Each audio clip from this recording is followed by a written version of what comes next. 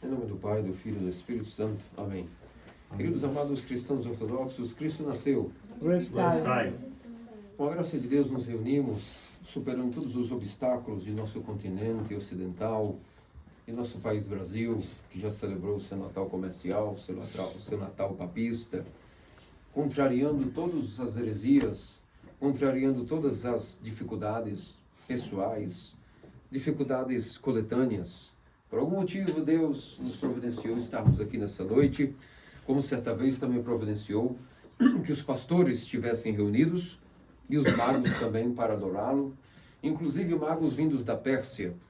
Por 2 anos, narra a tradição ortodoxa, por 2 anos esses reis viajaram, sendo guiados por um anjo. A estrela, na verdade, era um anjo que os guiou para poderem adorarem ao Criador do Universo. Eles que meditavam, buscando a verdade, encontraram na sua tradição e seus escritos que um dia apareceria uma estrela que guiaria-os para a verdade.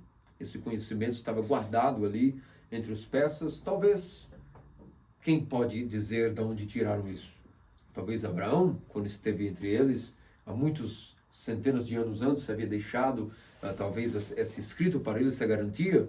Talvez pelas próprias pesquisas, haviam de tanto estudar os astros, chegaram à conclusão de que um dia, analisando os astros, os próprios astros haviam revelado aos seus antepassados, através de vários estudos matemáticos, que um dia surgiria uma estrela que guiaria o homem para a verdade. Quem pode saber? A verdade é que sejam pastores, sejam os magos. Hoje nós, o que importa, os verdadeiros cristãos ortodoxos, estamos aqui reunidos nesta manjedoura tão pequenina, a nossa pequena capela, onde, sendo pequeno e humilde como o presépio de Cristo também o era, estamos também aqui reunidos. Cristo, o imperador do universo, o rei, o criador, onde sua palavra, onde tudo subsiste, não quis ao nascer ser contemplado pelos reis do mundo, os imperadores, não quis que seu nascimento fosse anunciado entre os jornais e notícias da época, mas pequenino se escondeu com todo o resplendor de sua glória, primeiro no ventre de uma virgem. Ele que os céus não podiam conter, se deteve no ventre de uma virgem, tornando esse ventre mais espaçoso que os céus. Quem pode entender esse mistério? A verdade é que ele não escolheu o glamour do mundo, mas sendo o criador do mundo, quando nasceu como homem, nasceu como um bebezinho, no meio de uma manjedoura, entre animais. Podemos dizer uma só palavra, entre a pecuária, entre o gado, entre os ruminantes, mostrando que justamente o mais simples possível era o nascimento que o Criador queria ter enquanto homem. E, inclusive, ele mostrando a beleza de sua criação, onde o mundo nunca foi possível compreender e aceitar o Criador enquanto homem, e até o crucificou, ali animais, pastores e reis estrangeiros à nação de Israel vieram adorá-lo. Esse nascimento maravilhoso ocorreu, portanto, em Belém da Judéia, há mais ou menos 2025 anos atrás. E desde então, nós nos perguntamos, afinal de contas, qual é o objetivo de que Deus veio encarnar? Qual é o objetivo de que Deus, de fato, veio a morar conosco e chamar-se Emanuel? Por isso, nessa noite, brevemente, vamos colocar a nossa energia, a nossa mente, em prol de tentarmos entender rapidamente essa pequena pergunta. Qual é o motivo? Por que chegou o momento onde Deus escolheu se fazer homem, mas primeiro um bebezinho no ventre da Virgem, tendo nascido nesta noite em Belém da Judéia? Por que Cristo nasceu? Essa seria uma boa pergunta para que nós pudéssemos hoje refletir. E principalmente para vocês pequeninos que estão cansados, sonolentos, outros dispersos, outros até com os olhos bastante arregalados de atenção, cada um na sua força, cada um na sua energia. Mas, especialmente para vocês que são as criancinhas, qual é o verdadeiro significado do Natal? Não é? Cristo nasceu glorificado, mas por quê? Por que Cristo nasceu? Por que Deus teve que encarnar? Se quem estava atento nas vésperas de hoje mais cedo, na liturgia vesperal do seu Basílio, nós vimos que a igreja, em muitas explicações que nos poderia dar, nos resume isso em um hino, o hino que nós lemos nas vésperas de hoje, que nos mostra que a resposta por que Cristo nasceu é a seguinte: para demolir a parede, a lacuna, esse abismo que existia, essa parede de separação que existia entre Deus e o homem. Quem construiu essa parede de separação? Quem vocês acham que construiu essa parede que separou o homem e Deus? Quem você acha, Coste? Quem construiu essa separação? Houve uma parede que foi construída e separou Deus e o homem.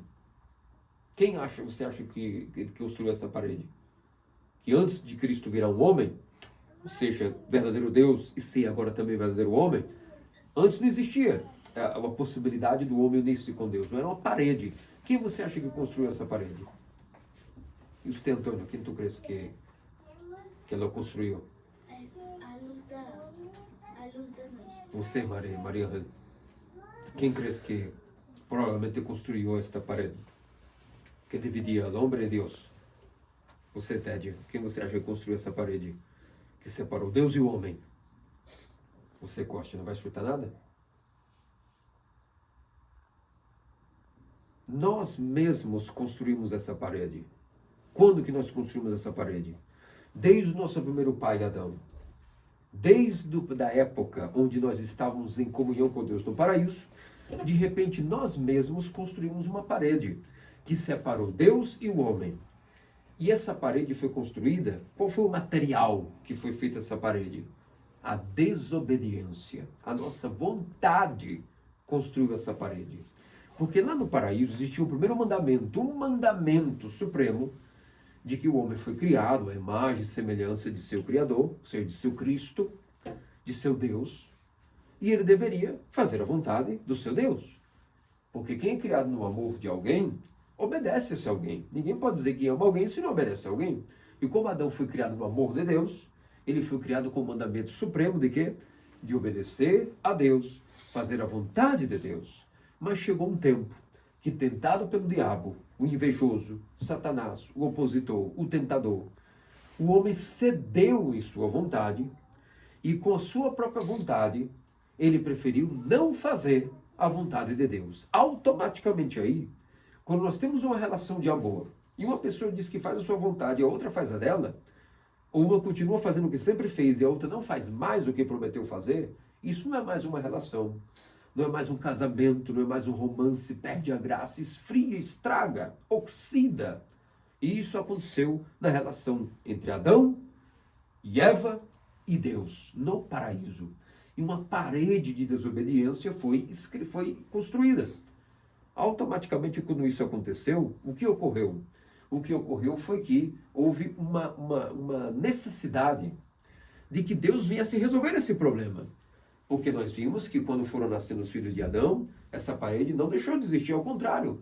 Cada filho de Adão, inclusive nós mesmos em nossa geração, cada um de nós passa a colocar mais tijolos nessa parede. Tijolos de desobediência. De tal maneira que essa parede não tinha como ser destruída por ninguém, nem demolida. Essa parede, na verdade, só aumentava. Portanto, era necessário que o próprio Deus viesse resolver esse problema, demolir esta parede, destruí-la, colocá-la abaixo. E isso foi possível apenas quando Cristo encarnou e Cristo nasceu. Aí esta lacuna, esse abismo intransponível, pode ser resolvido e preenchido. Porque quando Cristo vem e encarna, automaticamente agora, sem deixar de ser Deus, ele passou a ser homem. E a vontade desse Deus e homem é uma vontade, tanto enquanto homem, e a vontade que ele tem como Deus, ainda que são duas vontades, a vontade humana e a divina, ela é uma só em relação à decisão, ao que ele quer fazer. Então em Cristo não há dúvida, em Cristo cumpre-se uma justiça. Que justiça é essa? Que a vontade de Deus, na pessoa de Cristo, é igual à vontade do homem. Opa, o problema foi resolvido. Agora não tem mais essa parede na pessoa de Cristo, nele. Não há diferença de vontade entre a sua natureza humana e a sua natureza divina. Tudo o que ele quer como homem é o que ele quer como Deus. automaticamente, nele, na pessoa dele, essa parede foi demolida. Não há mais separação de vontades. A vontade da humanidade agora passa a ser a vontade de Deus. Porém, mais uma pergunta, nós precisamos nos esforçar um pouquinho mais. O sono bate, o cansaço também, mas um pouquinho mais. Que isso na pessoa de Cristo foi resolvido é uma coisa, mas ainda tem um pequeno problema. Como é que a gente vai participar desta questão toda? Como que nós vamos participar desta encarnação? Como que eu vou fazer que a minha vontade, que é doentia, possa ser agora controlada, curada, sanada, resolvida para ser a vontade de Deus? Isso é muito difícil. É impossível, nenhum homem jamais sozinho pode fazer com que a sua vontade seja igual à vontade de Deus em tudo. Às vezes nós acordamos num bom humor, talvez muito dispostos a não pecar, e um segundo do nosso dia a gente pensa em fazer a vontade de Deus. Mas em geral diz a Escritura, ainda que o homem passe um só dia nascido na terra, ele não deixa de pecar. Não que vocês criancinhas tenham pecados assim, como eu tenho, mas vão crescendo. Infelizmente, a semente do pecado que está em vocês, ela vai se desenvolvendo. Se não há um remédio, um antídoto para essa vontade doentia, que nós herdamos como uma doença do nosso primeiro pai Adão. Então a pergunta que nos importa na noite de hoje, que Cristo nasceu, nosso Natal tão santo, maravilhoso, ortodoxo, é como vou participar agora da destruição dessa muralha de separação entre a vontade de Deus e do homem, que agora não há mais, que agora em Cristo é uma só vontade, a humana e a divina, ainda que são duas na pessoa de Cristo, elas são a mesma disposição. Cristo tem duas vontades, uma para cada natureza. Ele não tem uma natureza humana? Essa natureza tem uma vontade. Ele não tem a sua natureza divina? Ela também tem uma vontade. Mas na pessoa dele, que é uma só, essas vontades são sempre a mesma. Duas vontades diferentes, mas sempre a mesma vontade. Logo, como é que a gente participa disso? Meus amados cristãos ortodoxos, filhinhos meus, só há uma maneira de nós curarmos essa doença violentíssima da desobediência de Adão, que também tem em nossos corações. Esse tumor, esse câncer, esta força que a gente às vezes não sabe de onde vem. Às vezes é uma força em nós tão grande de desobedecer a Deus, que a gente faz tudo o contrário dos mandamentos. Ninguém pode controlar, não há força, não há rei, não há sultão, não há imperador que consiga vencer a vontade do pecado dentro de si, sozinho.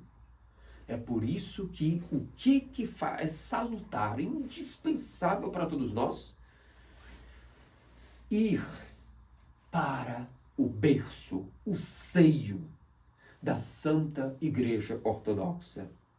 É somente no seio da Santa Igreja Ortodoxa que está o corpo de Cristo. Porque a Santa Igreja Ortodoxa é o corpo de Cristo, correto?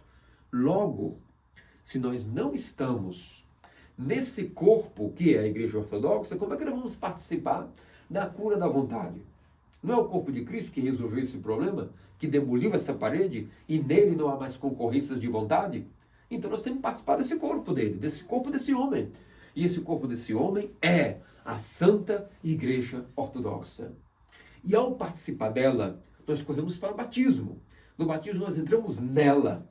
E depois, o que acontece com o batismo? Nós somos enxertados dentro desse corpo como por um implante, como diz São Paulo. E depois que nós somos enxertados, nós agora passamos a participar desta vontade curada de Deus e homem a uma vez.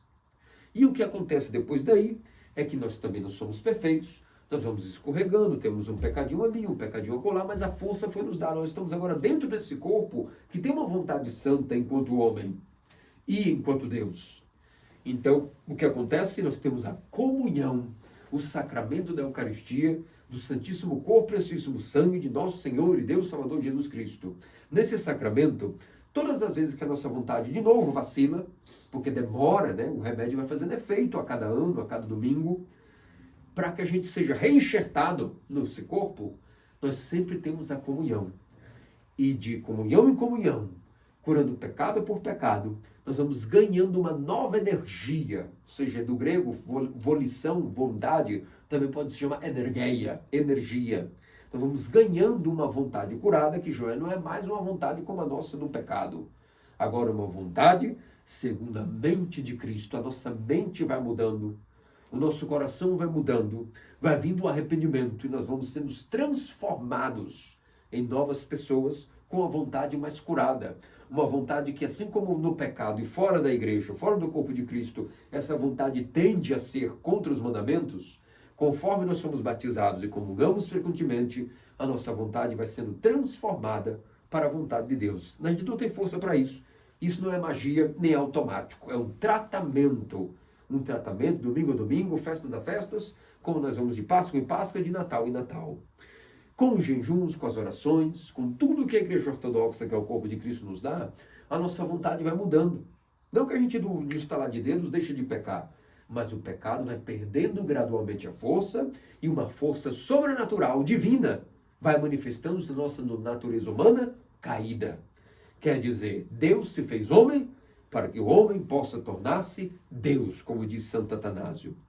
Por isso, meus amados cristãos ortodoxos, vamos pedir a nosso Senhor Deus Salvador Jesus Cristo que nos dê essa graça. E nesta noite, qual é o presente que o menino Jesus espera de nós, nossos coraçõezinhos? Que é a nossa manjedoura para acolhê-lo. O único presente que ele espera de nós é isso, que nós embrulhemos no nosso coração a nossa vontade e demos a ele a nossa vontade de fazer a vontade dele e não a nossa. E então ele, vendo esse presente, essa disposição de nós darmos a nossa vontade a ele espontaneamente, com o nosso próprio livre-arbítrio, pela nossa própria vontade, darmos a nossa vontade e dizer, eu não quero mais fazer a minha vontade, eu te entrego a minha vontade para que eu possa fazer a tua, mas me ajude nesse processo que é difícil, ajuda-me a fazer a tua vontade, ajuda-me a pouca fé. E então, o que é que nosso Senhor vai fazer na noite de Natal? Com muita alegria, assim como recebeu dos Reis Magos os presentes, também receberá esse presente com muita alegria e vai nos dar em retorno o que nós pedimos ao dar a Ele esse presente da vontade.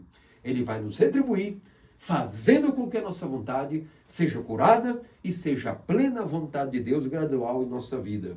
Que disso, nosso Senhor e Deus Salvador Jesus Cristo faça-nos dignos pelas orações de sua puríssima Mãe, a Theotokos e sempre Virgem Maria. Amém. Amém. Vamos todos com toda a nossa alma.